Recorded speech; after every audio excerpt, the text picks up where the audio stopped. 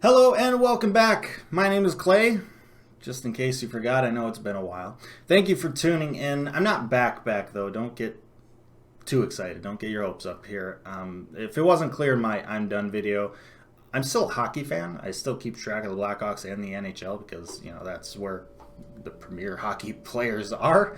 The thing that's changed is I've just drastically decreased the amount of effort I'm putting into being a fan of the Blackhawks and the league. That's why I'm not making the videos that I had been doing for the last many years. But it's not saying I'm not keeping track of what's going on. I know the Blackhawks are, winless, which isn't good. And I also know that we got some big news today regarding the sexual abuse allegations within the franchise. And we got the report released from the independent investigation that was paid for by the Blackhawks. And considering I'd made videos about this, ever since the news broke about it in late spring, figured it would be important that I would make hopefully one last video about this now that we kind of have a little bit of a resolution to it. So let's dive into it. So at 1 p.m. today, the Blackhawks hosted a Zoom press briefing where owner and chairman Danny Wirtz and his son and CEO Danny Wirtz revealed the full findings of the investigation into the Brad Aldrich sexual abuse scandal. They revealed the full 107-page report. They have released it. I will put a link to it down in the description if you want to check that out.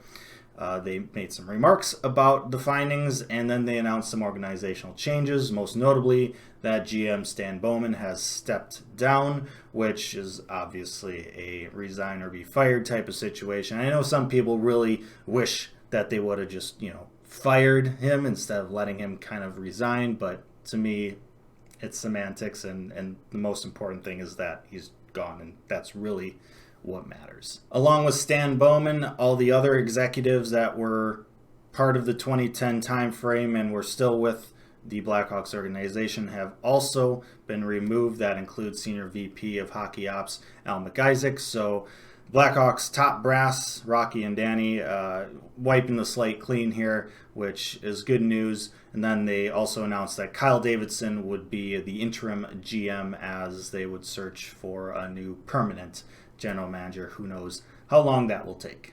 The NHL also announced that it was fining the Blackhawks organization $2 million, which, yes, seems a little low.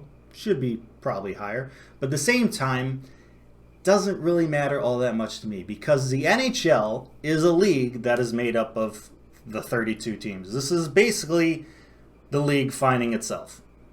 Just a reshuffling of money in the league.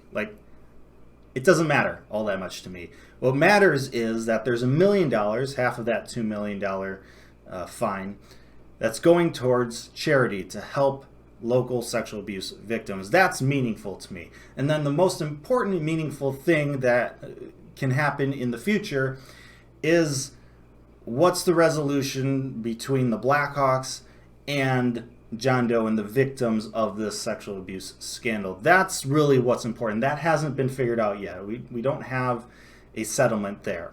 That's what I care about more. I don't care about the NHL fining its own franchises. That means nothing to me.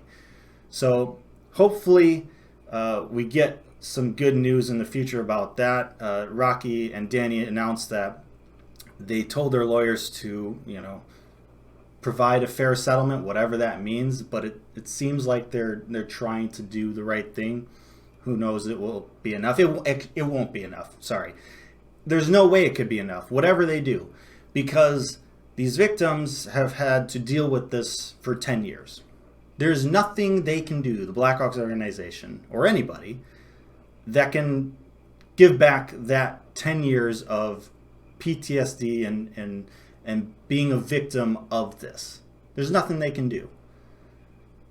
But hopefully they find a way to ease the pain as much as possible now and for the future. That's really what's meaningful about this whole thing. Now, I don't think we're going to be done hearing about this scandal anytime soon. There's going to be fallout probably in the coming days and weeks and months.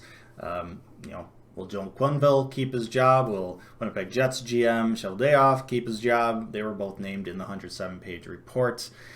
I think it would be very naive to think that this is an issue just in the Blackhawks organization.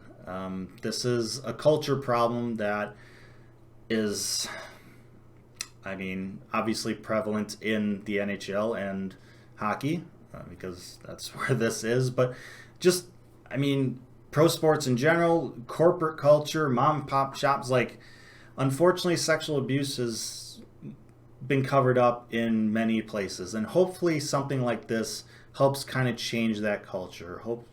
Hopefully people see this and start making better decisions and deciding that, money and Stanley Cup runs aren't more important.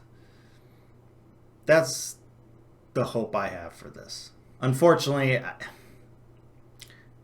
pessimist in me says it probably won't, because everyone thinks they can get away with something until they get caught. But I would at least like to think that the Blackhawks organization is better now than it was 10 years ago. I really do think it is.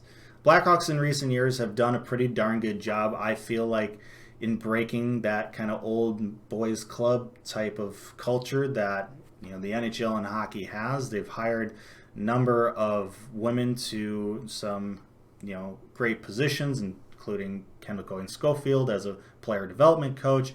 You have Bridget Laquette as a pro scout, and of course Jamie Faulkner as the president of business operations.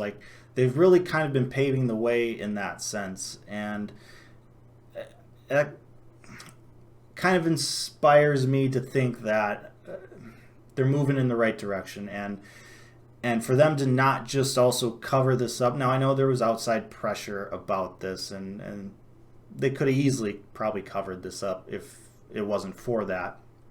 But the fact that they did, announce these findings, they released them to the public, they made organizational changes, to me, that's promising. But that's just me. Let me know what you guys think down in the comment section below. Thank you so much for coming back and watching this video. I appreciate it. I really do. I do plan on making more videos. They're obviously not going to be, what they once were. This channel is not going to be as active as it once were, but you'll see me still from time to time. So leave your thoughts down in the comment section below. Like, share, and if you want to subscribe, it's not a big deal. Most importantly, though, stay safe, make good decisions, and I'll see you next time, whenever that may be.